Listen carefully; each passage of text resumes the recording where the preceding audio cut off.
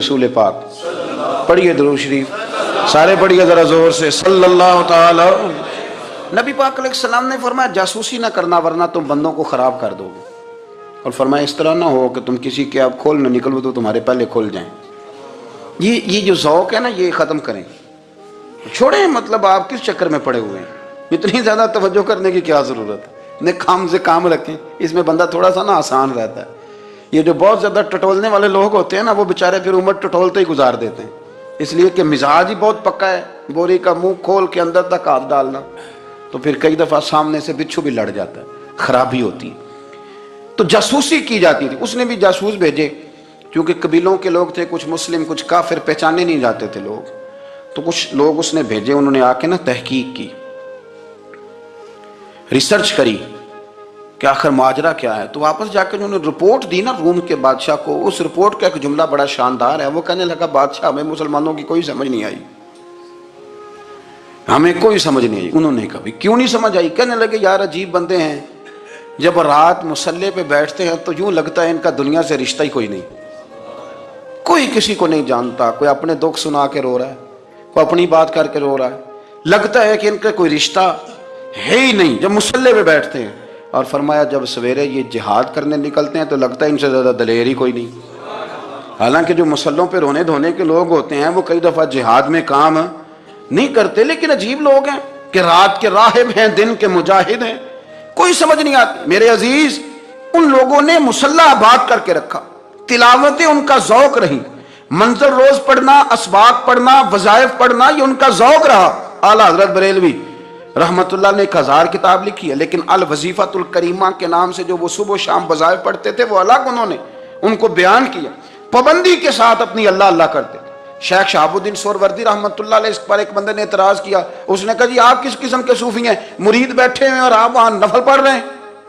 ये भी बड़ा मसला होता है ना, जो बंदा मिलने आता है वो अपने टाइम के हिसाब से आता है, और फिर उसका ये भी ख्याल होता है कि पीर साहब जो हैं वो चूँकि दरवेश हैं तो ना उन्हें रोटी खानी चाहिए ना सोना चाहिए, चूँकि वो दरवेश हैं, और हम चूँकि दरवेशों के मानने वाले हैं, लिहाजा हमारा ये तरीका होना चाहिए कि जैसे हम कहें दरवेश वैसे ही कर जाए। हालांकि जिसको आप दरवेश कहेंगे आप उसकी मानेंगे, आप मनवाएंगे नहीं, तो हमारा मिजाज होता है।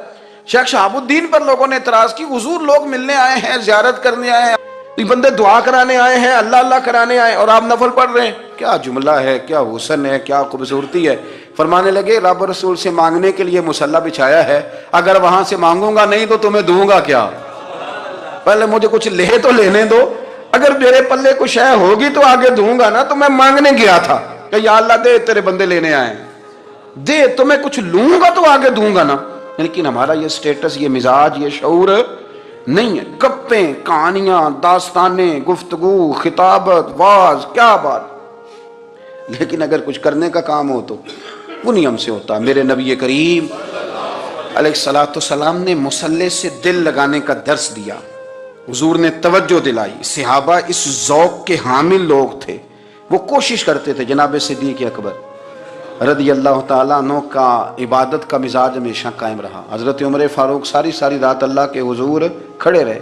हज़रत उस्मान गनी रज़ी अल्लाह ताला अन्हु इशा की नमाज पढ़ के 2 रकतों की नियत बांधते थे, 15 सिपारे पहली रकत में पढ़ देते थे और 15 सिपारे कुरान मजीद के दूसरी रकत में पढ़ देते थे। आपने ना हज़रत उमर फ़ारूक के विसाल के बाद उनकी एक बेवा से निकाह किया, हज़रत उस्मान गनी ने निकाह किया। वो ख़तून आपके निकाह में आई तो अर्ज़ करने लगी, अमीरुल मोमिनीन, मेरे लिए एजाज़ तो बहुत है कि मैं अमीरुल मोमिनीन की बेवा थी तो अमीरुल मोमिनीन की मनकूहा हो गई हूँ, लेकिन हुजूर न तो मैं जवान हूँ कि मेरे अंदर रग़बत होती और ना मैं अभी इस काबिल हूँ कि कोई खिदमत कर सकूँ, मेरे साथ निकाह की वजह क्या बनी। तो उस्मान गनी रो पड़े, फरमाने लगे मैंने उमर फ़ारूक को मस्जिद में अपने रब से डरते हुए देखा है, मैंने उसे रोते हुए देखा है, अदल करते देखा है, इंसाफ करते देखा है, उम्मत की खैर खाई करते देखा। तुम्हारे साथ निकाह इसलिए किया है कि तुम मुझे ये बताओ कि उमर फ़ारूक घर के अंदर अपने रब को कैसे राज़ी करते थे, घर के अंदर कैसे राज़ी करते थे, वो तरीके बतलाओ, तुम बताती जाना और मैं भी उसी तरह घर में इबादत करूँ। मेरे रसूल करीम अलैहिस्सलाम ने इरशाद फरमाया, हुजूर फरमाने लगे जिस घर में अल्लाह का जिक्र होता है वो घर जिंदों का है, और जिस घर में रब करीम का जिक्र नहीं होता वो घर जिंदों का नहीं है। گھر نا ہم نا کتابوں میں پڑھتے ہیں کہ ایک بزرگ کہتے ہیں، حضرت فضیل بن ایاز کہتے ہیں کہ میں ایک گلی سے گزر رہا تھا تو گھر کے اندر کسی قاری صاحب نے قرآن کی آیت پڑھ دی، ولی من خاف مقام ربہ جنتان، میں تے میرے کانوں سے ٹکرائی تو اللہ نے میری کایا ہی پلٹ دی، میں توبہ کر گیا۔ اب گھر کے اندر سے آواز آئے تو صحیح نہ تلاوت کی، پر اندر سے آواز آتی نہیں، یا ڈیک بجنے کی آواز آتی ہے، یا ٹی وی چلنے کی آواز آتی ہے، یا دھوم مچانے کی آواز آتی ہے۔ عبادت کا وہ جو خاص شوق تھا، وہ جو حسن تھا، وہ جو توانائی تھی، وہ جو بات تھی۔ ایک جگہ پہ ہم بیٹھے تھے تو وہاں ایک صاحب آئے اور انہوں نے آتے ہی کہا کہ مہربانی کریں ذرا مجھے مصلی دے دیں، میرے نہ کچھ نفل رہ گئے۔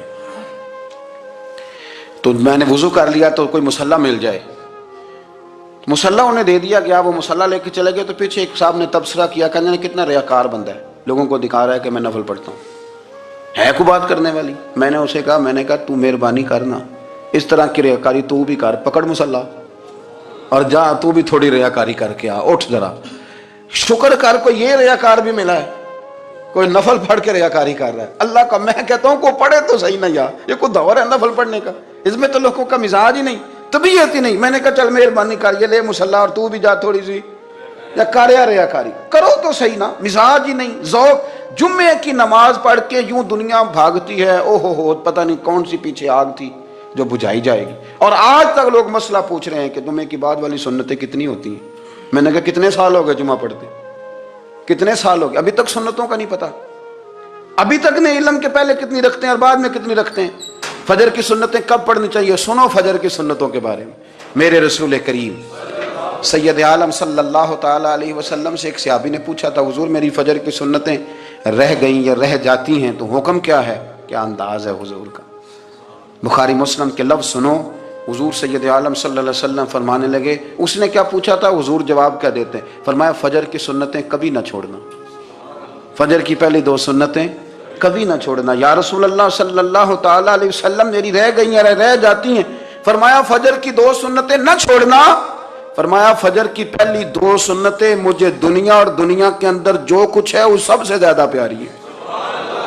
فجر کی 2 سنتیں دنیا اور دنیا میں جو کچھ ہے مجھے وہ سب سے زیادہ پیاری ہیں، اس لیے فجر کی سنتیں نہ چھوڑنا۔ اپنا ذوق، اپنی طبیعت، ہم نے نا ذوق غلط بنا لیا ہے۔ اگر 20 بندے کہہ بھی دیں گے تو نے بڑی شاندار تلاوت کیا تو کیا اس سے بنے گا؟ 100 بندہ کہہ بھی دے تیری کیا بات ہے، کیا بات ہے نعت خاں کی، کیا بات ہے علامہ صاحب کی، پیر صاحب کی، پیر مہر علی شاہ صاحب رحمۃ اللہ علیہ۔ آپ تشریف فرما تھے تو آپ کے ایک ہی بیٹے بابو جی جن کو کہا جاتا ہے، جس دن صاحبزادے پیدا ہوئے تو خادم نہ وہاں سے نکلا، ان لوگوں کے شوق اور طرح کے تھے نا تو ان کی توجہ بھی اپنے شوق کی طرف رہتی، تو خادم نکلا اندر سے، پیر صاحب مبارک ہو، پیر صاحب مبارک ہو، پیر صاحب مبارک ہو، پیر صاحب مبارک ہو، شور کر رہے ہیں۔ تو پیر صاحب کو وجد ہو گیا، اللہ اکبر اللہ اکبر اللہ، او کیا ہوا، کس بات کی مبارک دے رہے ہو؟ عرض کی حضور اللہ نے بیٹا دیے۔ تو آپ فرمانے لگے اچھا حضور آپ کیا ہوا، آپ تو پریشان ہو گئے۔ فرمانے لگے جب تو نے 3 دفعہ کہا نا مہر علی کو مبارک ہو تو میں سمجھا تھا شاید تجھے کسی نے بتا دیا ہے کہ مہر علی سے اللہ راضی ہو گیا، میں سمجھا تھا کہ شاید تو یہ خبر لے کے آیا ہے کہ کسی نے بتایا ہے کہ مجھے آج خبر ملی ہے کہ مہر علی سے رب اچھا پتر ہوا ہے، الحمدللہ اللہ کا شکر ہے، پر میرے لیے مبارک کا دن وہ ہوگا جب میرا رب کہے گا کہ میں مہر علی سے راضی ہوں، میرے محبوب کہیں گے کہ میں مہر علی سے۔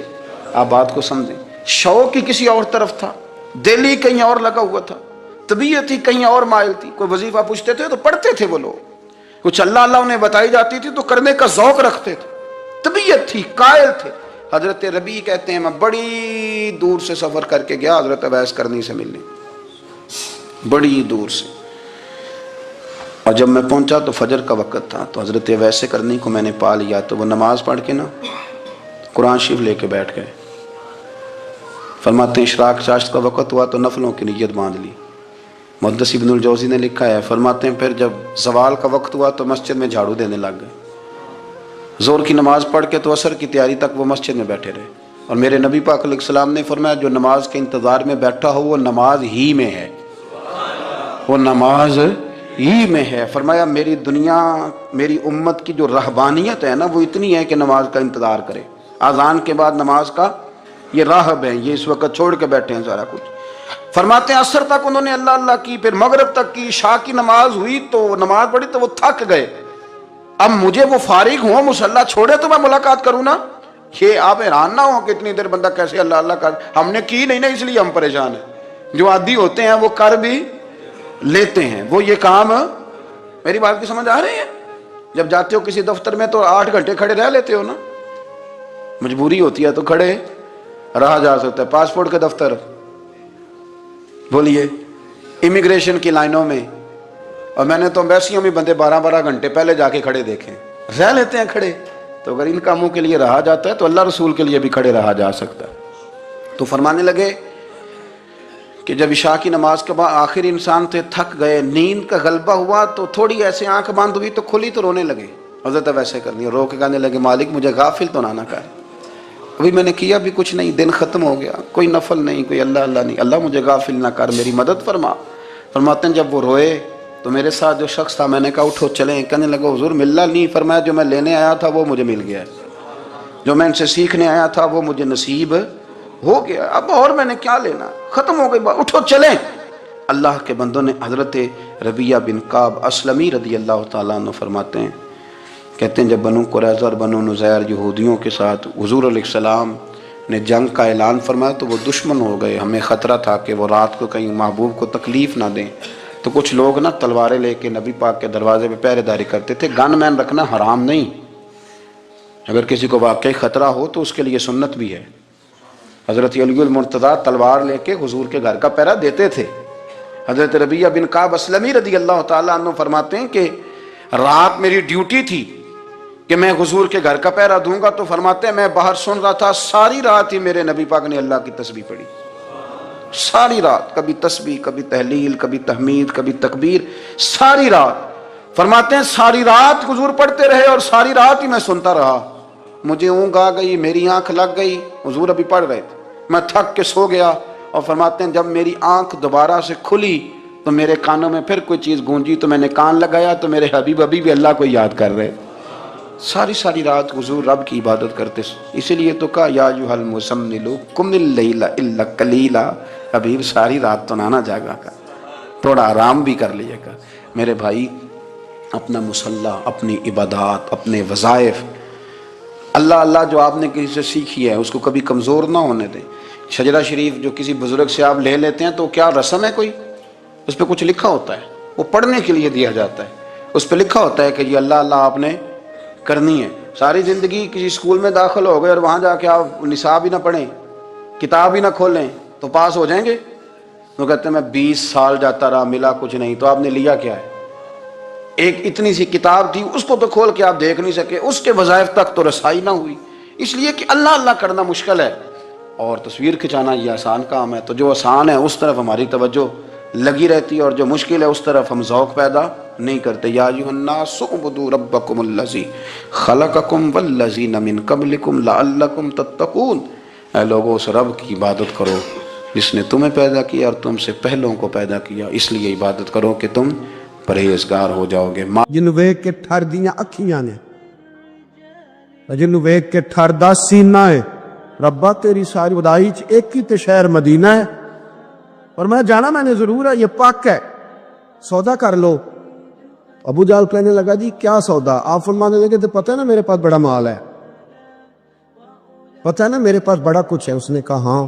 فرمانے لگے سارا لے لو۔ ابو جہل کہنے لگا یعنی سارا؟ آپ نے فرمایا سارا، جیبیں خالی کر دی، جیبیں خالی کر دی، ہر چیز اتار کے دے دی، گھوڑے پہ جو کجاوا تھا نا وہ بھی اتار کے دے دیا۔ حضرت صہیب ابن سنان کہتے ہیں میں سارا کچھ دے کے نا، سارا کچھ دے کے، سارا کچھ دے مدینے پہنچا، رسول کریم کی زیارت ہوئی، جو لفظ نبی پاک نے کہے وہ بڑے انوکھے ہیں۔ فرمایا صہیب تو نے جو تجارت کی ہے نا، تو نے مال دے کے رب رسول کو راضی کر لیا ہے، تجارت لفظ بڑے قابل غور ہے۔ حضور فرمانے لگے تو نے جو تجارت کی ہے نا، مال دے کے اللہ رسول کو راضی کر لیا ہے۔ پر میں تجارت تو نے کی ہے پر کوئی مہنگا سودا نہیں کیا، اور تو نے تو سستے میں خرید لی، عرش ہے تو نے کوئی مہنگا سودا۔ اللہ کے رسول صلی اللہ علیہ وسلم غار ثور میں موجود ہیں، ساتھ سیدنا صدیق اکبر رضی اللہ تعالیٰ عنہ۔ کفار جو گرفتار کرنے والے تھے، پیچھے لگے ہوئے تھے، وہ غار ثور کے دروازے تک آ گئے۔ جس طرح ڈاکٹر بول دیتا ہے، وہ کہہ دیتا ہے کہ اب جناب مشکل ہے، اگلے ہفتے آپ چلے جائیں گے، تو وہ جو کمزور لوگ ہیں انہوں نے اگلے ہفتے کیا جانا ہوتا ہے، وہ جب ڈاکٹر بتاتا ہے اسی وقت ہی فوت ہو جاتے ہیں۔ وہ کہتے ہیں اگلا ہفتہ تو لیٹ ہے، اسی وقت ہی سمیٹ لیتے ہیں سامان سفر۔ اور کچھ لوگ ایسے تھے، ڈاکٹر نے کہا کہ جناب آپ کی رپورٹس بتاتی ہیں کہ آپ بہت جلدی چلے جائیں گے، تو انہوں نے کہا جناب آپ جو کہہ رہے ہیں اپنے علم کے مطابق کہہ رہے ہیں، پر ہونا تو وہ ہے جو میرا رب کریم چاہے گا۔ یہ وہ جذبات ہیں جو ہمیں رسول کریم علیہ السلام نے عطا فرمائے۔ دیکھو حضرت ابوبکر صدیق رضی اللہ تعالیٰ عنہ کے ساتھ حضور غار ثور میں موجود ہے۔ کفار جو گرفتار کرنے والے ہیں وہ دروازے تک آ گئے، بالکل دروازے تک۔ جناب صدیق اکبر رضی اللہ تعالیٰ عنہ ان کو دیکھ کر تھوڑا سا گھبرائے، اپنے لیے نہیں، ذات مصطفیٰ کے لیے گھبرائے، کہیں حضور کو کوئی تکلیف نہ پہنچ جائے، تھوڑا گھبرائے۔ یا رسول اللہ وہ تو قریب آ گئے، اور اگر انہوں نے پیروں کی جانب جھک کر دیکھا تو وہ تو ہمیں دیکھ لیں گے۔ بالکل سرانے پہنچ گئے، یہ آ گئے، کھڑے ہو گئے، اور درمیان میں پردہ کیا ہے؟ مکڑی کا جالا، اور مکڑی کا جالا پھونک سے بھی اڑ جاتا ہے، تو مکڑی کا جالا بیچ میں، حضور وہ تو پہنچ گئے، ذرا جھک کر کے دیکھیں گے تو وہ تو ہمیں پکڑ لیں گے۔ اب یہ وقت تربیت ہے، اور وہ تربیت جو محبوب نے اپنے اس عظیم صحابی کی فرمائی، اس تربیت کو میرے رب کریم نے قرآن مجید میں بیان فرمایا۔ حضور فرماتے ہیں، رب فرماتا ہے کہ فرمایا محبوب نے، فرمایا لا تحزن، ابو بکر گھبرانا۔ یہ ایک موقع ہوتا ہے جب انسان کو گھیر لیتی ہیں مشکلات چاروں جانب سے، اور جو بھی آتا ہے وہ اسے مایوس ہی کرتا ہے، لیکن حالات کے سہمے ہوئے لوگوں کو بتا دو حالات بدل جاتے ہیں، ایک جیسے نہیں رہتے۔ کہا لا تحزن، ابو بکر گھبرانا، کیوں؟ ہماری فوجیں آ کے انہیں پکڑ لیں گی، یا اندر ہمارے پاس کوئی ایسا اسلحہ موجود ہے کہ ہم ان پر چھوڑ دیں گے تو یہ مر جائیں گے۔ لا تحزن، ابو بکر گھبرائیے مت۔ کیوں نہ گھبرائیے؟ اس لیے کہ ان اللہ معنا، بے شک اللہ ہمارے ساتھ ہے۔ جن کے ساتھ رب ہو انہیں گھبرانا نہیں چاہیے۔ انہیں گھبرانا، یہ جو مسلح کی قوت ہوتی ہے، یہ دعا کی طاقت ہوتی ہے، دعا صلاح المومن، یہ جو قوت ہوتی ہے انسان کے پاس، یہ جو اس کے پاس ہتھیار ہوتا ہے کہ آج رات منا لوں گا میرا رب کرم فرما دے گا، یہ جو اس کے پاس قوت ہوتی ہے یہ اسے کمزور نہیں پڑنے دیتی، اسے طاقتور رکھتی۔ تو حضور نے افکار کے اندر یہ حسن پیدا کیا، لوگوں کو بتلایا کہ بجائے اس کے کہ تم کوئی چور رستہ تلاش کرو، کوئی سیاست کرنے کی کوشش کرو، تم کوئی ایسی راہ اختیار کرو جو تمہیں محسوس ہو کہ درست نہیں ہے، اس رستے نہ چلو، بلکہ تم اپنے رب کو منانے والے رستے پہ چلو۔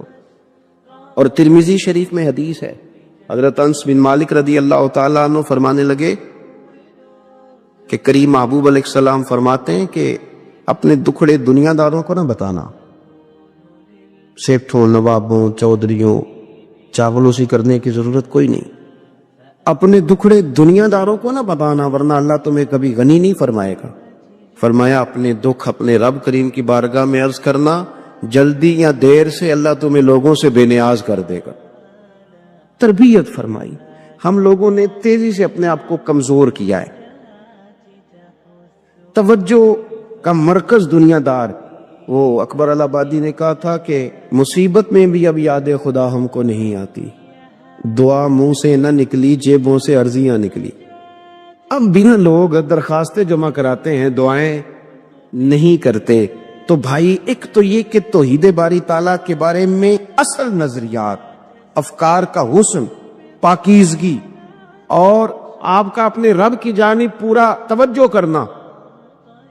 ہمارے ہاں اب تو خیر کرامتیں فیس بک پہ آتی ہیں اور لوگ اس کا سوال بھی بڑا تگڑا کر کے کرتے ہیں، اور جو بچے چھوٹے موٹے ہماری طرح طالب علم ہوتے ہیں، کچھ کتابیں پڑھنے والے دین کے، وہ کئی دفعہ الجھ جاتے ہیں کہ اب اس کو ٹیلی کیسے کریں، ساتھ کیسے جوڑیں، ایسی کرامتیں اور کرامت بیان کرنا بھی لوگوں نے ذمہ داری سمجھ لیا ہے، حالانکہ جڑے محرم راز حقیقت دے وہ تے راز حقیقت کھول دے ہی نہیں، اے جنہ ویکھیا نہیں وہ کرن گلاں، جنہ ویکھ لیا وہ تے بول دے ہی نہیں، تو بات ہی نہیں کرتے۔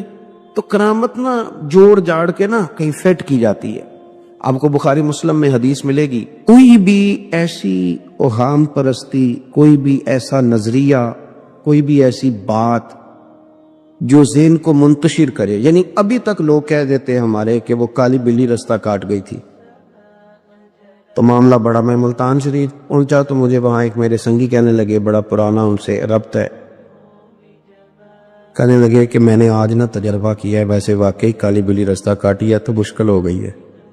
میں نے انہیں کہا کہ آپ کا تجربہ سجدہ صاحب کا محتاج ہے، آپ کو دوبارہ سے تجربہ کرنا چاہیے، خدا کے بندے کالی بلی رستہ کاٹ جائے تو مشکل ہوتی ہے، تو میرا تو سارے رستے کئی کالی گاڑیاں رستہ کاٹ گئی، اب کیا کیا جائے؟ ایک کمزوری ہے، افکار میں کمزوری نہیں پیدا کریں، کچا پن نہ پیدا کریں، آپ مضبوطی لائیں۔ بخاری مسلم میں آپ کو حدیث ملے گی، سرور کائنات علیہ السلام کے صاحبزادے جناب ابراہیم علیہ السلام وصال فرما گئے، اور کیفیت یہ تھی کہ انہوں نے حضور کی مقدس گود میں آخری سانس لیا، داڑھی مبارک محبوب کی آنسوؤں سے بھر گئی۔ حضرت انس کہتے ہیں عرض کی یا رسول اللہ آپ بھی آنسو بہاتے ہیں؟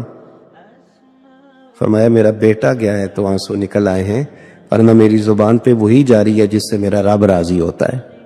اسی دن نا، جس دن سرکار کے صاحبزادے کا وصال ہوا، اسی دن سورج کو گرہن ہو گیا۔ کچھ لوگوں نے بات جوڑ دی، کہنے لگے کہ آج چونکہ حضور سید عالم علیہ السلام کے صاحبزادے کا وصال ہو گیا تو آج دیکھو سورج کو بھی گرہن ہو گیا۔ بات جوڑ دی، غم کی کیفیت تھی، سرکار کی مقدس داڑھی آنسوؤں سے بھری ہوئی تھی، حالات کا تقاضا اور اس کی سمت کچھ اور تھی۔ حضور نے جمعے کا انتظار نہیں فرمایا، فرمایا بلاؤ لوگوں کو مسجد میں۔ لوگ جمع ہو گئے اور صحابہ فرماتے ہیں ہمارے خیال میں یہ تھا کہ یہ موقع نہیں تھا، آج نہ جہاد کے لیے کو حکم آنا ہے، کس مقصد کے لیے حضور نے طلب فرمایا، لیکن جب ہم گئے اتنا ضروری کام ہے نظریات کا صاف ہونا۔ اللہ کے محبوب نے لوگوں کو اسی دن بلا کے فرمایا لوگوں سنو، سورج اور چاند کو جب گرہن لگے تو استغفار پڑھا کرو، تسبیحات کیا کرو، نوافل ادا کیا کرو، اللہ کے حضور حاضر ہوا کرو۔ فرمایا یہ سورج اور چاند کو جب گرہن لگے تو یہ اللہ کی نشانیوں میں سے نشانی ہوتا ہے، کسی بندے کے دنیا سے جانے کا اس کے ساتھ کوئی تعلق نہیں۔ تم نے اپنے ذہن کو ٹھیک رکھنا، افکار کو ٹھیک رکھنا، کسی بھی قسم کی تم نے اوہام پرستی کا شکار نہیں ہو، مضبوط رہیں، مضبوط رہیں، اٹھ باندھ کمر کیوں ڈرتا ہے، پھر دیکھو خدا کیا کرتا۔ آپ مضبوط رہیں، جب مضبوط رہیں گے تو انشاءاللہ توانائی اللہ کی طرف سے عطا کر دی جائے۔ دوسری بات، نبی پاک صلی اللہ تعالی علیہ وسلم نے نا تمام انبیاء کرام علیہ السلام کے بارے میں لوگوں کے ذہنوں کی اصلاح کی۔ آپ کبھی قرآن حکیم کا مطالعہ فرمائیں، احادیث مبارکہ کو پڑھیں تو میرے محبوب کریم کی شان یہ ہے کہ حضور نا انبیاء کی شانیں بیان کرتے۔ حضرت موسیٰ کلیم اللہ ہیں، کس نے ہمیں بتایا؟ قرآن و حدیث نے بتایا، شانیں بیان کی نبیوں کی، عظمتیں بیان کی۔ حضرت ابراہیم خلیل اللہ ہے، یہ ہمیں قرآن نے بتایا، حضور نے بتایا، لیکن ساتھ ہمیں یہ بھی بتایا کہ ہیں یہ اللہ کے بندے، ہیں یہ اللہ کے رسول۔ نبی پاک صلی اللہ تعالی علیہ وسلم نے افکار اور نظریات انبیاء کے بارے میں لوگوں کے درست فرمائے۔ مجموع الزوائد میں حضرت مولا علی شیر خدا رضی اللہ تعالیٰ عنہ کی حدیث مروی ہے، ایک بدو آ گیا حضور کی بارگاہ میں کچھ مانگنے کے لیے۔ مولا کائنات رضی اللہ تعالیٰ عنہ فرماتے سرکار جب کسی بات کا جواب نہ دینا چاہتے تھے تو خاموش ہو جاتے تھے، کچھ دیر خاموش رہتے تھے، اور حضور کا خاموش رہنا بھی ہمارے محدثین نے محفوظ کیا ہے۔ اقسام حدیث میں سے ایک حدیث ہے جسے حدیث تقریری کہا جاتا ہے۔ وہ حدیث ہے جس میں حضور خاموش رہے. کوئی کام کیا گیا تو سرکار خاموش رہے. حضرت مولا علی کہتے ہیں حضور نہ خاموش ہو گئے، لیکن چونکہ دیہاتی تھا، سادہ تھا، اس نے جب بار بار گفتگو چھیڑنا چاہی تو پھر حضور نے فرمایا چل پھر مانگ لے، کیا مانگتا ہے، مانگ لے پھر کیا مانگتا ہے، کر سوال. دیہاتی تھا، سادہ آدمی تھا. مولا کائنات فرماتے ہیں ہمیں یوں لگا کہ اب نہ یہ آخرت اپنی سوار جائے گا، جنت کا سوال کرے گا، لیکن بڑا ہی سادہ تھا. مانگنے پہ بھی آیا تو کیا مانگا؟ کہنے لگا یا رسول اللہ صلی اللہ علیہ وسلم میں نے سفر کرنا ہے، مجھے ایک اونٹنی عطا کر دیتے. حضرت سلطان باہو سے کسی نے کہا کہ بڑے لوگ مرید ہوتے ہیں، تو فرمانے لگے رب دا طالب کوئی نہیں ملیا، جو ملیا طالب زرد آؤ. تو بہت سارے لوگ ایسے آتے ہیں جو کامل شیخ کے پاس بھی آ کے کہتے ہیں دکان کوئی نہیں چلتی. یہ تو کسی سیٹ سے مشورہ کر لیتے، کاروبار چلانے کا آپ کو ڈھنگ بتا دیتا. یہ یہاں آ کے بھی آپ نے یہی سوال کیا، یہاں پہنچ کے بھی یہی سوال. تو نبی پاک صلی اللہ تعالی علیہ وسلم سے کہنے لگا ایک اونٹ دے دیں آنے جانے کے لیے. حضرت علی کہتے ہیں ہمیں بڑا افسوس ہوا، یار تو آیا کہاں پہ ہے اور تو مانگ کیا رہا ہے؟ تو بارگاہ دیکھ اور اپنا سوال دے، تو کہاں کھڑا ہے، کیا مانگ رہا ہے؟ حضور مسکرائے اور مسکرا کر کے فرمایا کہ اونٹ تجھے دیا، چل کچھ اور بھی مانگ لے. حضرت علی کہتے ہیں ہم نے کہا اب جنت مانگے گا یہ حضور سے؟ تو بڑا ہی بولا تھا. کہنے لگا جی اگر آپ کچھ اور بھی دینا چاہتے ہیں تو اونٹ پہ ڈالنے کے لیے کجاوا بھی دے دیں. تو حضرت مولا علی شیر خدا فرماتے ہیں ہمیں پھر بڑا افسوس ہوا کہ یار دیکھو اتنا چانس ملا ہے پھر کھو دیا ہے.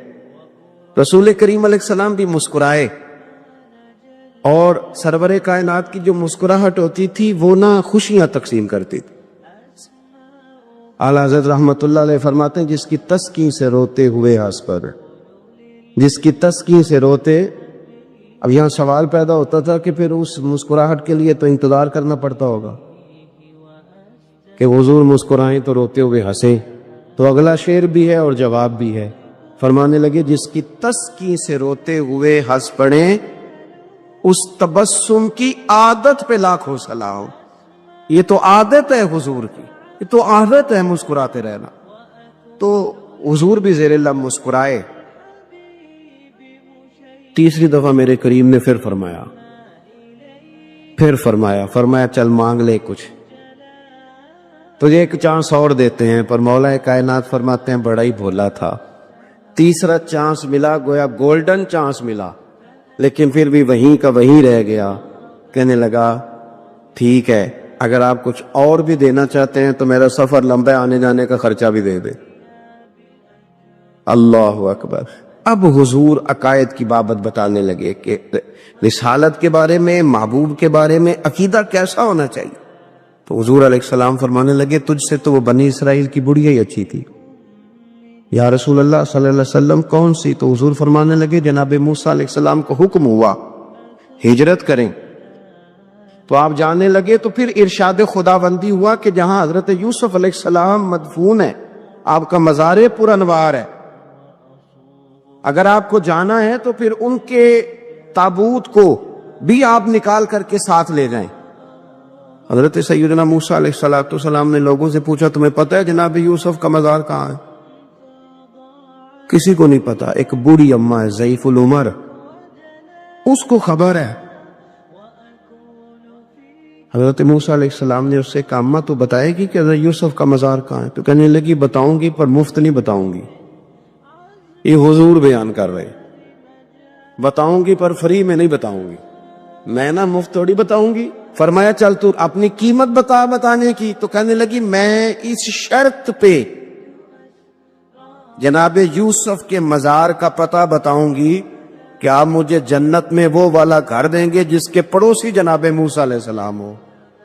آپ کے پڑوس میں گھر چاہیے. تجھ سے تجھی کو مانگ کے میں نے مانگ لی ساری کائنات. وہ والا مکان چاہیے جس کے پڑوسی آپ ہوں. تو حضرت موسیٰ کلیم فرمانے لگے اماں چل جنت مانگ، تو نبیوں کے قریب مکان مانگ رہی ہے، وہ تو بڑا اونچا درجہ ہوگا، تو بڑی دور پہنچ گئی، اتنی بڑی سوسائٹی میں پلاٹ مانگ لیے.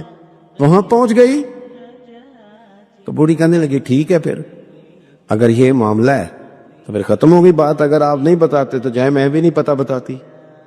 یا وہ اڑ گئی، ٹھہر گئی، اور اڑی بھی کس طرح؟ یہ بھی میرے اللہ کی توفیق. میری طلب بھی تو تیرے کرم کا صدقہ ہے، میری طلب بھی تو تیرے کرم کا صدقہ ہے. یہ پاؤں اٹھتے نہیں بلکہ یہ اٹھائے جاتے ہیں.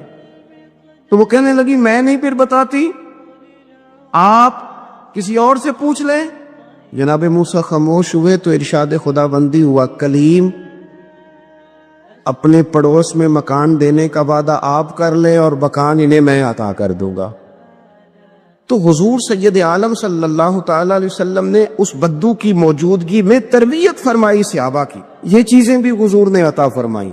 امت کو درس دیا، ایک وقت 24 گھنٹوں میں ایسا لایا کر اس میں تو اپنے رب کو دکھڑے سنائے، اس میں تو دعائیں مانگے، اس میں تو عرض و نیاز کرے، اس میں تو اپنے گناہوں کی معافی چاہے. اعلیٰ حضرت کے والد گرامی سے کسی نے پوچھا، مولانا نقی علی خان صاحب سے، کہ حضرت جی فرعون 500 سال ہی حکومت کر گیا، 500 سال ہی حکومت کر گیا، اللہ کا مقابلہ کرنے والا پکا کافر بے ایمان. تو آپ فرمانے لگے ملا رومی کی وہ کتاب پڑھو مثنوی، جس میں انہوں نے لکھا ہے کہ جب ساری دنیا سو جاتی تھی تو فرعون اٹھ کے مصلے پہ بیٹھتا تھا، کہتا تھا یا اللہ معاف کر دے، رب تو ہی ہے، گنہگار بڑا ہوں پر مہربانی کر. روز معافیاں مانگتا تھا تو رب کریم کی قدرت نے مہلت دی کہ روز توبہ کرتا ہے، چلو ایک دن سچی بھی کاری جائے تو اچھا ہے. اللہ نے مہلت دی. اور میرے بھائی اگر تو روز رات مصلے پہ بیٹھے تو تجھے مہلت ملے، عذاب نہ آئے. اگر تو اپنے رب کے ساتھ تنہائی کرے تو اللہ تجھے مہلت دے، سزا نہ دے. لیکن ہم یہ وقت نکالتے ہی نہیں. اللہ کے ساتھ میت کا ہمارا مزاج ہی نہیں. ترمذی شریف میں نبی پاک علیہ السلام نے فرمایا ہے دنیا داروں کو دکھڑے نہ سنایا کر، مالداروں کے سامنے رونے نہ رویا کر. یہ تجھے کیا دے سکتے؟ تو اٹھ کے جائے گا تو کہیں گے محنت کرتا نہیں، روز مانگنے آ جاتا ہے. دنیا داروں کو دکھڑے نہ سنا، اور میں دکھ سنا تو اپنے رب کو سنا، اللہ والوں کو سنا، اللہ کے نبی کو سنا. اس سے مراد یہ سارے کہا دکھڑے اپنے رب کو سنا. اگر تو اپنے رب کو دکھڑے سنائے گا تو تھوڑی دیر ضرور ہوگی، لیکن ایک دن ایسا ضرور آئے گا. میرے مصطفیٰ کریم فرماتے رب تجھے دنیا سے بے نیاز کر کے مالا مال فرما دے گا. دھوکے کا مزاج نہ بنا، کینچی لے کے نہ گھوم کے کیسے جیب کاٹ سکتی. اللہ کو دکھڑے سنا. حضرت عائشہ عرض کرنے لگی حضور چلے یہ تو سمجھ آ گئی، لیکن بارش مجھ پہ پڑی آپ پہ پڑی نہیں. تو کہا عائشہ تم نے اوڑا کیا تھا؟ کہا حضور آپ کی طامت. فرمایا بارش کوئی نہیں تھی، جب تو نے میری طامت لی تو خدا کی رحمتیں تم پر برسنے لگ گئی. تو حضور کے وجود سے لگی ہوئی چیز کوئی اوڑھ لے تو رحمت برستی ہے، تو میرے نبی کی مسجد چومنے سے کیوں رحمت نہیں برستی؟ جالی چومنے سے کیوں نہیں برستی؟ جہاں جہاں حضور رکے، جہاں جہاں نبی پاک ٹھہرے، وہاں جانے سے کرم کیوں نہیں ہوتا؟ تو عزیزو یاد رکھو رمضان میں ایک ڈیوٹی آپ نے یہ کرنی ہے کہ عبادت کو وقت دے، ٹائم نکالے. صلی اللہ علیہ وسلم کہتے ہیں نبی پاک تنہا اکیلے حضور نہ سیر کرتے کرتے کرتے کرتے ہمارے قافلے کے پاس سے گزرے، خیمے لگے تھے، پڑاؤ کیا، محبوب تشریف لے آئے. کہتے ہیں حضور سید عالم صلی اللہ تعالی وسلم تشریف لائے. کوئی قبیلے میں سے، قافلے میں سے حضور کو جانتا نہیں تھا. ایک سرخ رنگ کا اونٹ تھا ہمارے سردار کا جو بکنے سے رہ گیا تھا، بڑا خوبصورت. کہتے ہیں نبی پاک کو پسند آ گیا. حضور پوچھنے لگے تم کون ہو؟ کہا جی مسافر ہے. کہاں سے آئے ہو؟ فلاں جگہ سے آئے ہیں. کس لیے آئے ہو؟ ہم تجارت کی غرض سے نکلے. اونٹ بیچو گے؟ بیچنا ہے. کتنے کا سودا طے ہوا؟ اس نے کہا اتنے لینے، حضور نے کہا اتنے دینے. اب بات طے ہو گئی. کہتے ہیں لگام حضور نے پکڑی اور فرمانے لگے وہ سامنے میرا شہر ہے جس کا نام مدینہ، وہ میرا شہر ہے. میں ابھی مدینے جاتا ہوں، اپنے غلام کو بھیجتا ہوں اور تمہیں آ کے نہ قیمت دے جاتا ہے. محبوب گھوڑے کی لگام تھا، اونٹ کی لگام تھا، میں نکیل تھا، میں اونٹ تھا سرخ رنگ کا. حضور لے کے جب نکلے نا، تھوڑا سا چند قدم آگے گئے تو ان میں سے ایک شخص بولا، کہنے لگا سردار آپ سیانے لوگ ہیں، سمجھدار ہے. اس شخص کا نام پوچھا آپ نے، قبیلہ پوچھا ہے، ایڈریس کا پتہ ہے، پتہ ہے کہاں رہتا ہے، اتنا قیمتی اونٹ دے دیا. وہ سردار بھی کہنے لگا، سارے کہنے لگے یار ان کی باتوں میں اتنی لذت تھی، ان کے گفتار و رفتار اتنی باوقار تھی، مزیدار تھی کہ ہوش ہی کوئی نہیں رہا. بھئی ہم پرانے تاجر ہیں, کبھی اس طرح کا سودا کیا ہی نہیں جس طرح کا آج ہو گیا. اوہو واقعی کچھ نہیں یاد رہا, کوئی سمجھ نہیں آئی. وہ ابھی نظر آ رہے ایک آدمی, دوڑ کے جاؤ, دوڑ کے, اور جا کر کے نا ان سے کہو, بڑی جائز بات ہے, وہ ناراض بھی نہیں ہوں گے. ان سے ایک شخص کہو کہ بھئی اونٹ دے جاؤ, پیسے لے آنا اور اپنا مال لے جانا, دوڑ کے جاؤ. ایک شخص دوڑنے لگا تو سردار کی بیوی خیمے کے اندر تھی, پردے کے پیچھے سے بولی, کہنے لگی خبردار کوئی پیچھے نہ جائے, اگر پیسے مل گئے تو ٹھیک ہے, نہ ملے تو میں دے دوں, کوئی پیچھے نہ, کوئی نہ جائے پیچھے. سردار کہنے لگا تو جانتی ہے؟ کہنے لگی نہیں. کا گارنٹی کیوں دے رہی ہے؟ تو کہنے لگی تم نے ان کا چہرہ نہیں دیکھا, تم تو سودے کر رہے تھے, میں پردے کے پیچھے سے دیکھ رہی تھی. پیر مہر علی شاہ صاحب کو کسی نے کہا تھا نبی پاک کا حلیہ بیان کرے, بتائیں حضور کے کان مبارک کیسے تھے, آنکھیں کیسی تھی, ناک مبارک کیسی تھی, بینی مبارک کیسی تھی. تو پیر مہر علی شاہ صاحب کہنے لگے کوئی مثل نہیں ڈھولن دی. کہنے لگے مجھ سے نہیں بیان ہوتا حضور کا حلیہ, کوئی مثل نہیں ڈھولن دی. تو چپ کر مہر علی, ایتھے جا نہیں بولن دی, بس کر, تو بیان کر سکتا ہے اتنی طاقت. اعلیٰ حضرت نے کہا لم یاتی نذیر کپی ناظرن مثلے تو نشد پید آ جانا.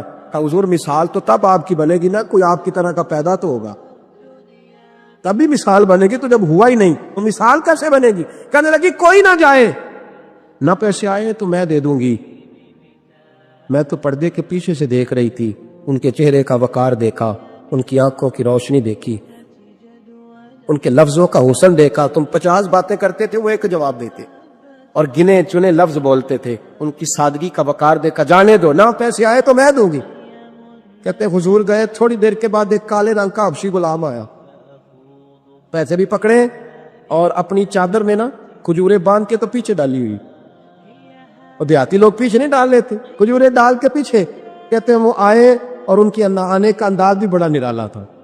کہتے ہیں وہ جھومتے جھومتے اللہ کا ذکر کرتے, اللہ الصمد کرتے پہنچ گئے, اور آگے کہنے لگے تم سے میرے نبی نے اونٹ خریدا؟ تم سے؟ کہا ہم سے خریدا ہے. کہنے لگے یہ تمہارے پیسے؟ اور پھر چادر کھول کے صحرا پہ بچھا دی. کہنے لگے یہ تمہارے پیسے, اور کھجورے کھاؤ, میرے نبی نے تحفہ بھیجا ہے, کھاؤ حضور نے تحفہ بھیجا ہے. تو وہ سردار کی بیوی اوٹ ہٹا کے کہنے لگی اور کالے رنگ کے حبشی غلام, انہیں کھجوریں کھلا, اور مجھے اس عزت والی ماں کا نام بتا جس کے گھر میں ایسا لال پیدا ہوا. انہیں کھجوریں کھلا, اور مجھے اس عظمت والے باپ کا نام بتا جس کے گھر میں ایسا پھول کھلا ہے.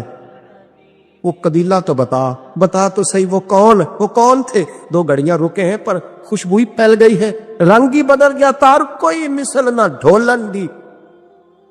تو چپ کر مہر علی, ایتھے جا نہیں بولن دی. ایک روایت میری نظر سے گزری, اور کیا ہی انداز ہے امام زرقانی نے لکھی. ایک صحابی ہیں حضرت ابو قرصافہ رضی اللہ تعالیٰ. حضرت ابو قرصافہ رضی اللہ تعالیٰ عنہ فرماتے میں چھوٹا تھا, میری اماں اور میری خالہ مجھے ساتھ لے گئی. میں نے کہا کہاں جانا ہے؟ کہنے لگے آؤ نبی پاک کا کلمہ پڑھنے جانا ہے. پڑھیے درود شریف صلی اللہ, سارے پڑھیے, پھر پڑھیے ایک دفعہ صلی اللہ تعالیٰ علیہ. حضور کا ذکر ہو تو فوراً درود پڑھنا چاہیے. نبی کریم علیہ السلام کی بارگاہ میں نا میری خالہ اور میری اماں دونوں مجھے ساتھ لے گئی کلمہ پڑھنے. کہتے ہیں جب ہم حضور کی بارگاہ میں پہنچے, کلمہ پڑھا, واپس آئے تو میری اماں اور میری خالہ آپس میں بات کرنے لگی. میری خالہ کہنے لگی تو نے دیکھا ہے ان کا بولنا کتنا مزیدار. میری خالہ کہنے لگی تو نے تو وہ دیکھا, لیکن وہ جو غلام آیا تھا اس کے ساتھ ان کا رویہ کتنا پیارا تھا. تو نے دیکھا جب وہ کھانا کھا رہے تھے تو پہلا خیال انہوں نے ہمارا کیا, بار بار وہ ان کا ذکر کرتی, کہتے آپس میں حضور کی شانیں بیان کرتی, میری اماں بھی میری خالہ بھی.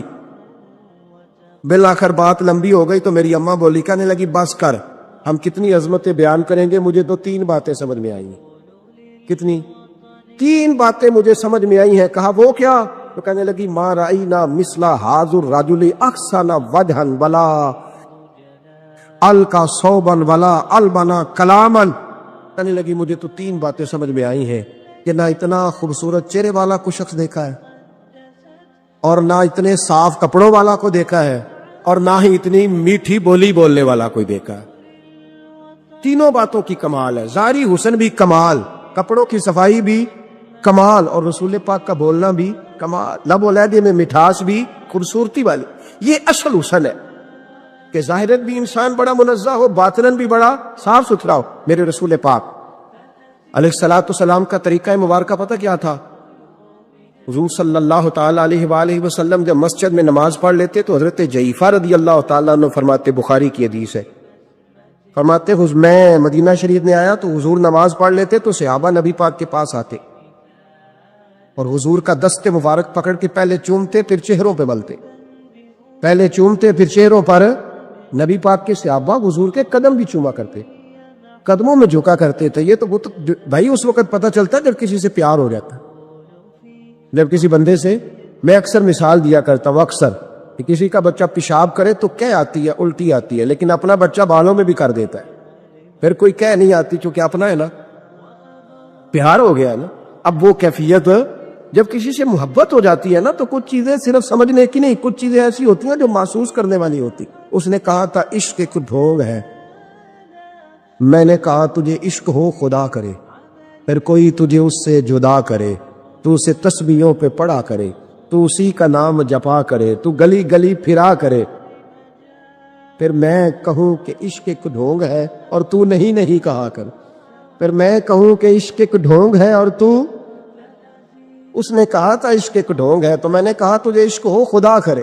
بھائی یاد رکھو جب انسان کو محبت ہوتی ہے تو پھر اس کے انداز بدل جاتے ہیں، اس کے طور طریقے تبدیل ہو جاتے ہیں. وہ میں اکثر ایک بات کہا کرتا ہوں، میں کہتا ہوں بچہ باہر سے برگر کھا کے آ جاتا ہے رات، اماں کہتی بیٹے روٹی کھا لو، کہنا دوسرا گوبھی پکائی میں نہیں کھانی، حالانکہ برگر ہے کھا آیا ہے، دور سے کھا آیا ہے. تو اماں اس کو کہتی ہے پھر میں سوئیاں نہ بنا دو تھوڑی سی اپنے بیٹے کو، فٹافٹ چاول نہ تجھے ابال دوں، ساتھ میں باریک دال بنا دے. تو کہتا نہیں میری مرضی کا پکاتے ہی نہیں، میں نے نہیں کھا. ایسے اب ابا جو ہے نا، ابا وہ اماں کو سمجھا رہا، کہتا چھٹ پر بھوک لگے گی تو آپ ہی کھا لے گا، سنا ایڈی ٹینشن ہے ایمی پہ تینوں ستاندہ ہے. اماں کیا کہتی ہے؟ کہتی نہیں مجھے نیند نہیں آ کہ کھائے گا تو سکون آئے گا. اب اس کو آپ لاکھوں دلیلیں دیں کہ سیانا بیان ہے، بچہ نہیں ہے، 22 سال کا ہے، 24 سال کا، چھوڑ تو کیا کر رہی ہے. لیکن اماں کو کوئی سمجھا سکتا؟ کیوں نہیں سمجھا سکتا کہ اسے اپنے بیٹے سے پیار بڑھا. وہ کیا کرے، وہ مجبور ہے، اس کے دل کی کیفیت اس طرح کی ہے کہ کوئی دنیا کی طاقت اسے سمجھا سکتی؟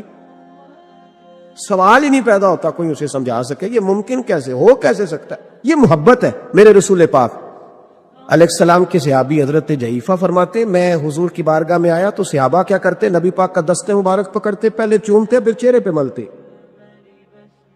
بخاری ہے. فرماتے میں نے کہا یہ کیا کر رہے ہیں؟ پھر اچانک میرا بھی دل کیا ذرا کر کے تو دیکھو. وہ چیزیں چکھنے پہ پتہ لگتا ہے کتنی مزیدار ہے. کہتے میں بھی قریب گیا، حضور کے دست مبارک میں نے ہاتھ ڈالا. فرماتے ہاتھ پکڑا ہی تھا کہ نبی پاک کا ہاتھ برف سے بھی زیادہ ٹھنڈا. فرماتے پھر میں نے پکڑ کے چہرے پہ ملا تو کستوری سے زیادہ خوشبو آ رہی تھی دست مبارک. فرماتے اب میرا چھوڑنے کو دل ہی نہیں کر رہا، اب میری طبیعت نہیں مان رہی تھی. میرے نبی کریم علیہ السلام اللہ کی دلیل ہیں، ہر پاکیزگی، ہر حسن، ہر کیف اللہ نے اپنے رسول کو عطا فرمایا. دنیا کی جتنی غلاظتیں تھیں جب کوئی حضور کے قریب جاتا تھا تو ساری غلاظتیں دور ہو جاتی. کما ارسلنا فیکم رسولا منکم یتلو علیکم آیاتنا ویزکیکم. اللہ فرماتے ہیں میرے محبوب تم پر میری آیتیں پڑھیں گے اور تمہیں پاک فرما دے، تمہاری ساری ناپاکیاں نبی پاک دور کر دے، ہر غلاظت تم سے دور ہٹ جائے. ایک صحابی ہے حضرت شیبہ بن عثمان رضی اللہ تعالی عنہ، وہ کہتے ہیں میرے والد کو اور میرے چچا کو مسلمانوں نے احد میں قتل کر دیا تھا. میرے دل میں بڑا غصہ تھا، بڑا جلال تھا کہ کبھی مجھے موقع ملے تو میں بدلہ لوں گا. کہتے فتح مکہ کے بعد نبی پاک علیہ السلام حوازن کی جنگ کے لیے نکلے. مجھے پتا چلا حضور جا رہے ہیں تو میرے اندر شعلے بھڑک رہے تھے انتقام کے. روز میں منصوبہ بندی کرتا، پلاننگ کرتا کہ کسی طریقے سے میں ان تک پہنچوں گا اور بدلہ لوں گا. کہتے ہیں نبی کریم علیہ السلام نہ حوازن کے لیے پہنچ چکے تھے. فرماتے میں بھی جنگ میں جا کے شریک ہو گیا اور میں نے طریقہ اس طرح کا اختیار کیا کہ کسی طریقے میں حضور تک پہنچ جاؤں. سمجھ آ رہی ہے میری بات کی؟ نبی کریم علیہ السلام تک کسی طریقے پہنچ جاؤں. فرماتے ہیں لڑتے لڑتے، لڑائی کے دو طریقے ہوتے تھے. کبھی تو ایسے ہوتا تھا کہ ایک دو آدمی مل کے آپس میں لڑتے تھے، پھر گمسان کا رن پڑتا تھا. گھمبیر ہو جاتی تھی جنگ، سمجھ نہیں آتی تھی تیر کہاں سے آیا، نیزہ کہاں سے آیا۔ فرماتے جب گمسان کا رن پڑا نا، مجھے موقع مل گیا، میں حضور کے قریب پہنچ گیا۔ حضرت شیبہ بن عثمان رضی اللہ تعالیٰ عنہ کہتے جب میں پہنچ گیا تو میں نے نا دیکھا کہ اب حضور کے قریب قریب لوگ نہیں ہیں۔ فرماتے میں نے نا فوراً تلوار اٹھائی، تلوار اٹھا کے میں حضور کو معاذ اللہ شہید کرنے ہی لگا تھا کہ ایک نور چمکا حضور کے ساتھ۔ پڑھیے درود صلی اللہ علیہ وسلم، کہتے ایک نور چمکا، اتنی تیزی تھی اس نور میں کہ میری آنکھیں بند ہو گئی، میرے ہاتھ سے تلوار گر گئی، آنکھیں چندھا گئی میری۔ فرماتے تلوار میرے ہاتھ سے چھوٹ گئی۔ اب جب وہ روشنی مدھم ہوئی نا تو میں نے دیکھا نبی پاک سامنے کھڑے مسکرا رہے ہیں۔ آپ نے میں نے کر دی، آپ نے سن لی، ذرا دیکھو تو صحیح، جو تلوار لہرائے اسے دیکھ کے بھی کبھی کو مسکرایا ہے؟ جس نے تلوار ہی لہرا دی، جو شہید کرنے ہی لگا تھا، پہنچ گیا تھا۔ لیکن یہ اخلاق میرے رسول پاک کا صلی اللہ اعلیٰ حضرت فاضل بریلوی کا ایک شعر میں نے پڑھا، کئی کچھ چیزیں ایسی ہوتی ہیں جو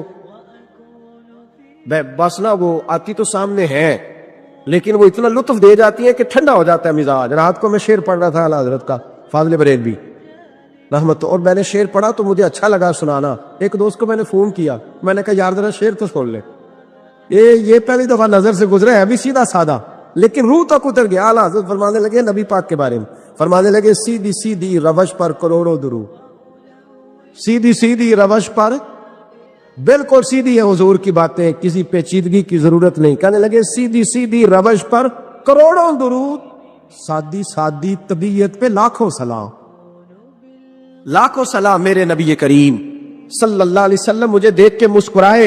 اور فرمایا جب حضور مسکرائے نا تو میں نبی کریم علیہ الصلوۃ والسلام کو دیکھ کے حیران ہوا کہ میں نے تلوار تانی تھی اور حضور نے مسکرانا شروع کیا۔ فرماتے اب حضور نے مجھے بلایا، آواز کے ساتھ نہیں بلایا، حضور نے اشارہ کیا یوں کر کے، فرمایا ادھر آؤ نا۔ فرماتے مجھے اب یہ بھی سمجھ نہیں آئی کہ کس نے مجھے اٹھا کے حضور کے قریب کر دیا۔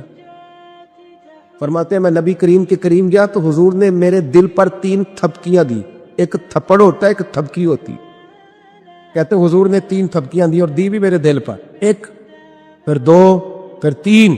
کہتے پہلی تھپکی دی تو میرے اندر سے کفر نکل گئی، دوسری تھپکی دی تو میرے اندر ایمان داخل ہو گیا، اور تیسری تھپکی جب نبی پاک علیہ السلام نے دی تو مجھے ہر چیز سے بڑھ کر رسول اللہ سے پیار ہو گیا، محبت ہو گئی نبی کریم سے۔ آپ فرماتے اب حضور نے نا فوراً میرے ہاتھ میں تلوار تھمائی، فرمایا پہلے تو ہمارے خلاف لڑ رہا تھا، تلوار پکڑ اب ہماری طرف سے لڑ، تلوار پکڑ اور لڑ۔ آپ فرماتے میں اتنا لڑا کہ جو حضور کا دشمن سامنے آتا میں گلا کاٹ دیتا، جو آتا میں اس کے ٹکڑے کر دیتا۔ فرماتے پہلے میں باپ کا بدلہ لینے آیا تھا اور اب میرا یہ حال ہے کہ اگر میرا باپ بھی سامنے آئے گا تو میں اس کا بھی گلا کاٹ دوں گا، لیکن حضور کے قریب کسی کو جانے نہیں دوں گا۔ حضرت شیبہ بن عثمان کہتے ہیں جنگ ختم ہو گئی، حضور خیمے میں گئے، میں بھی گیا، اب نبی پاک لوگوں سے باتیں کر رہے ہیں، حضور لوگوں سے باتیں کر رہے ہیں، میں ایک کونے میں بیٹھا سوچ رہا ہوں کہ میں تو بدلہ لینے آیا تھا، یہ میرے ساتھ ہوا کیا؟ حضور لوگوں سے باتیں کرتے جا رہے ہیں، میں سوچتا جا رہا ہوں کہ میں تو انتقام لینے آیا، یہ کیا معاملہ ہوا؟ کہتے محبوب نے اچانک میری طرف نظر اٹھائی اور فرمانے لگے شیبہ ایک ارادہ تو نے کیا تھا جو غلط تھا، اور ایک ارادہ میرے رب نے کیا ہے اور تیرے اوپر فضل فرما دیا ہے۔ فرماتے حضور نے اب مجھ سے فرمایا کوئی خواہش ہو تو بتاؤ، مانگ لو کچھ مانگنا ہے تو۔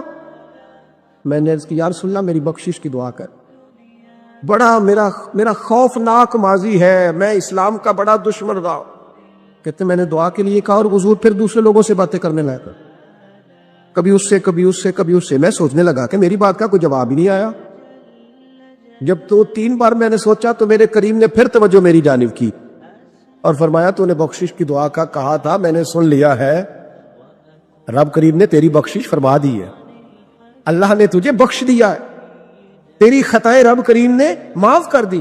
نبی پاک کے دست مبارک کی برکت میں آپ کو سینکڑوں لوگ دکھاتا ہوں، سینکڑوں لوگ، بڑے دعوے سے کہہ رہا ہوں، 2 4 5 نہیں، سینکڑوں لوگ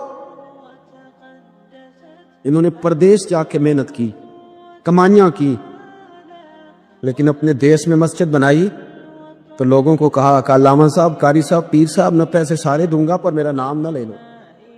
میں نے کہا میں سینکڑوں لوگ دکھاتا ہوں، سینکڑوں لوگ محنت کی، جدوجہد کی، کوشش کی۔ یہ اسٹیج پہ بیٹھتے میری طرح کے وہ لوگ جو پیر صاحب، صوفی صاحب، علامہ صاحب ہوتے، لیکن میں سینکڑوں لوگوں کو جانتا ہوں جو محفل کا اشتہار اپنے ہاتھوں سے لگاتے، محفل والے دن جھاڑو بھی دیتے، لوگوں کو پیغام بھی دیتے، ان کا اشتہار پہ بھی نام کوئی نہیں، نقیب نے بھی نام نہیں لیا، وہ اسٹیج پہ بھی نہیں بیٹھے، لیکن جب محفل سج جاتی ہے، جب دنیا آ جاتی ہے، جب رسول پاک کا ذکر عروج پکڑتا ہے، تو وہ دور کھڑے ہو کے کہہ رہے کتنی اچھی ہو گئی ہے میری محفل، کتنی اچھی ہو گئی ہے میری محفل۔ نہ کسی پیر نے نام لیا، نہ کسی مولوی نے لیا، نہ کسی نقیب نے لیا، نہ کسی نعت خواہ نے لیا، پر او میرے نبی کی محفلیں سجانے والوں،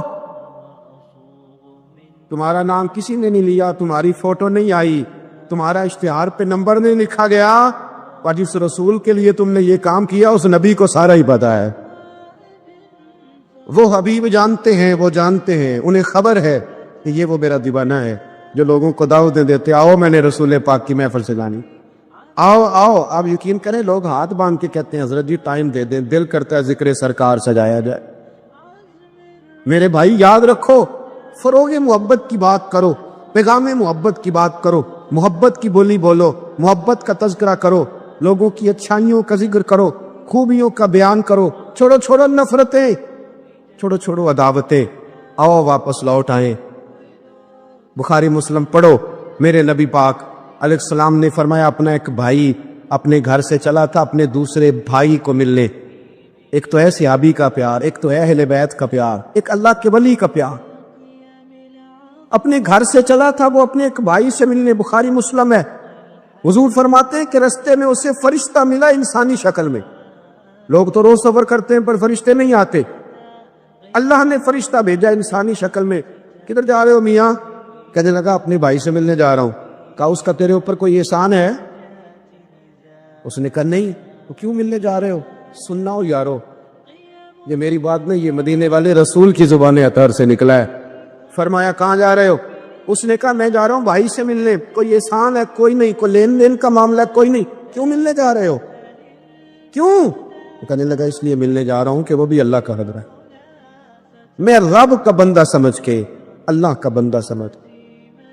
میں کہتا ہوں او پیران عظام، تم نے اگر دھوکے کی پگڑیاں باندھی، اور تم نے اگر فراڈ کے جبے پہنے، تم نے اگر جھوٹ کے پلندے باندھے، تو وہ تمہارا معاملہ ہے، لیکن جو تمہیں رب کا بندہ سمجھ کے ملنے آئے گا وہ اجر حاصل کر لے گا، وہ اللہ کی بارگاہ سے نواز دیا جائے گا، وہ تو اللہ کا بندہ سمجھ کے آیا نا، اسے تو نہیں پتا جبے کے نیچے کیا ہے، اسے نہیں پتا بڑی پگڑی کے نیچے کیا ہے۔ مدینے والے محبوب فرمانے لگے وہ فرشتہ آیا اور آ کر کے اس سے کہنے لگا اللہ کی رضا کے لیے ملنے جا رہے ہو؟ اس نے کہا ہاں۔ کہنے لگا سنو پھر میں انسان نہیں، میں فرشتہ ہوں، مجھے رب نے بھیجا ہے، اور آپ فرماتے ہیں جس طرح تم دونوں میری رضا کے لیے آپس میں محبت کرتے ہو نا، اللہ تم دونوں سے محبت فرماتا ہے، اللہ تم دونوں سے محبت، تھوڑا تھوڑا فروغ محبت، تھوڑا تھوڑا پیار، بیٹے سے بھی پیار، بیٹی سے بھی، بھائی سے بھی پیار۔ بھائی بھی پیارے ہوتے، بڑے پیارے ہوتے، یہ بھائی پائیاں دیاں باہماں ہوندے، کبھی سگے بھائی سے بھی پیار، کبھی کسی دوست سے بھی پیار۔ اماں کے پیروں تلے بھی جنت ہے، لیکن باپ بھی جوانی لٹا دیتا ہے۔ ابا سے بھی پیار، کبھی کبھی اس کو بھی کہنا کہ میرا دل کرتا ہے میں تیرے پیر دباؤں، آج دل کرتا ہے زیتون کے تیل کے ساتھ تیرے سر کی مالش کر، ان سے بھی تھوڑا فروغ محبت، تھوڑا پیار، کبھی ویسے ہی چل نکلنا، ویسے ہی، اور کہنا کہ آج میں نا مدینے والے رسول کی امت کی نوکری کرنے نکلا ہوا، تیار بن۔ اور پھر جب پیار آئے نا، نبی پاک تھا۔ میں آپ کو ایک بات بتاؤں، ہم سنی بھی نا تھوڑے تھوڑے خشک ہوتے جا رہے۔ نعت پڑھنے والوں کا ذوق اگر خراب ہوا ہے تو ناراض نہ ہونا سننے والوں کا بھی ہو گیا۔ اب نعت ہم ذائقے سے سنتے ہی نہیں، ہمارا وہ رنگ ہی نہیں، وہ کیفیت ہی نہیں، نعت کے ساتھ ہماری وہ دلچسپی نہیں۔ ہم بھی چاہتے ہیں مجھے موٹا موٹا مسئلہ سناؤ، اور یارو میرے نبی کی شانیں سنا کرو، حضور کے معراج کی بات بھی سنا کرو، میلاد کی بات بھی سنا کرو، اور جب کوئی مدینے والے محبوب کا غلام حضور کے حسن کا ذکر کرے تو پھر بھی تازے ہو کے سنا کرو. جب معجزات بیان ہو تو شوق سے سنا کرو.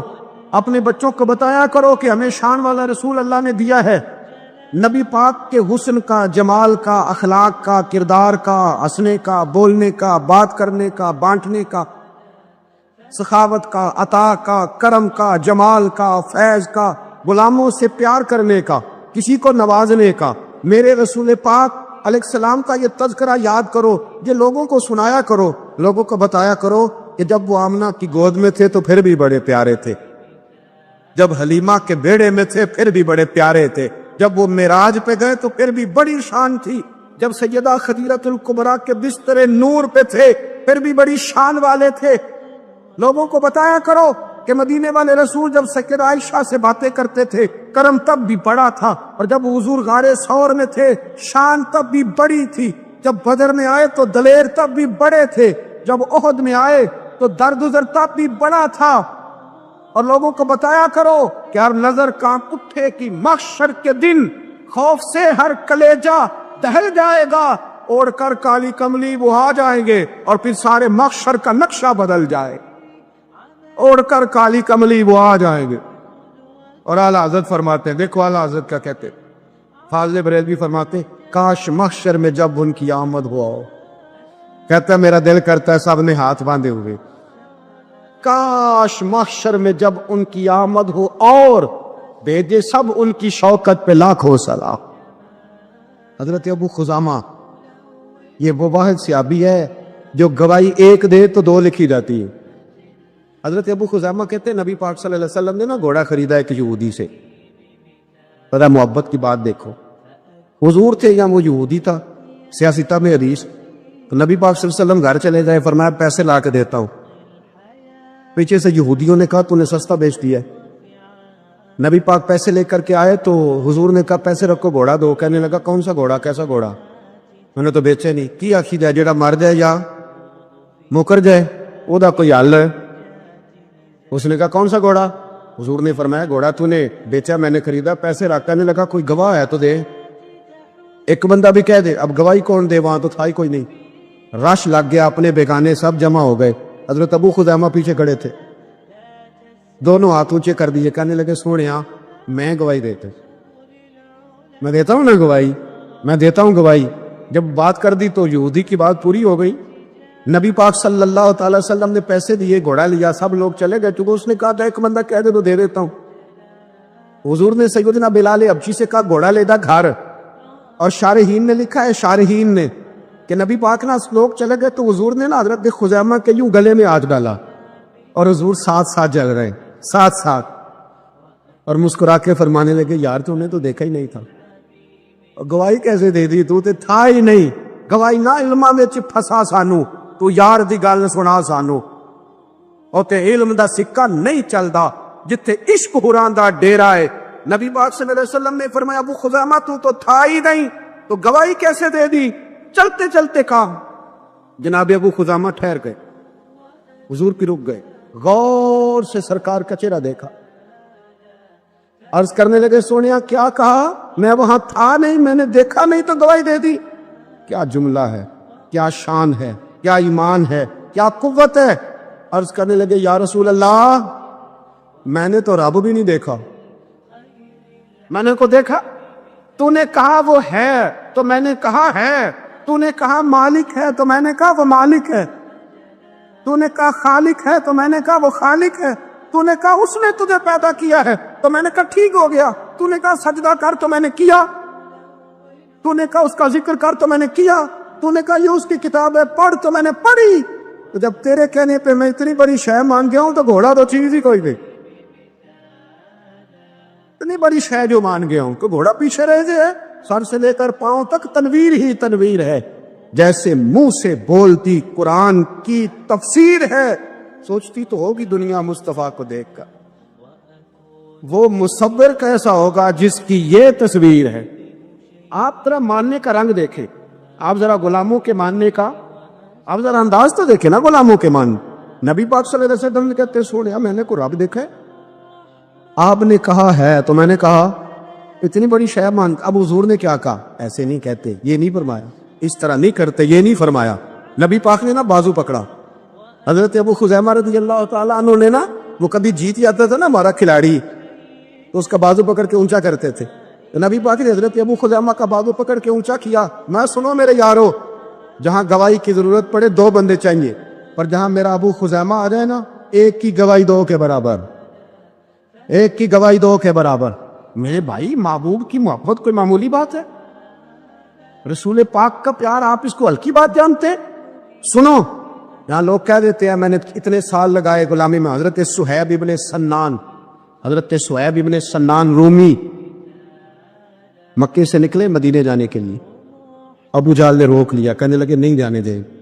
آپ فرمانے لگے کہ سودا کرتے ہو میرے ساتھ؟ نے کہا وہ کیا؟ فرمایا تمہیں پتہ ہے نا میں بڑا مالدار آدمی ہوں. نے کہا جی ہاں. فرمانے لگے مدینے میں نے جانا ہے، میں نے ٹھان لے لی. وہ سنا تھا کہ آستانہ یار دور ہے، پر ہم نے یہ ٹھان لی تھی کہ جانا ضرور ہے. اور موقوف طور پر ہی نہیں، جلوائے دید کچھ ہوش اڑ گئے جہاں پر وہیں کوہ طور ہے. ایک بار حضرت موسیٰ علیہ السلام کو اللہ تعالیٰ نے بلایا. اللہ نے کہا کہ کوہ طور، ایک بڑا پہاڑ پر آؤ، میں تم سے بات کروں گا. حضرت موسیٰ علیہ السلام اکیلے پہاڑ پر چڑھ گئے. جب وہ اوپر پہنچے تو اچانک ایک بہت تیز نور چمکا. یہ نور اللہ کے جلال کا بہت چھوٹا سا حصہ تھا.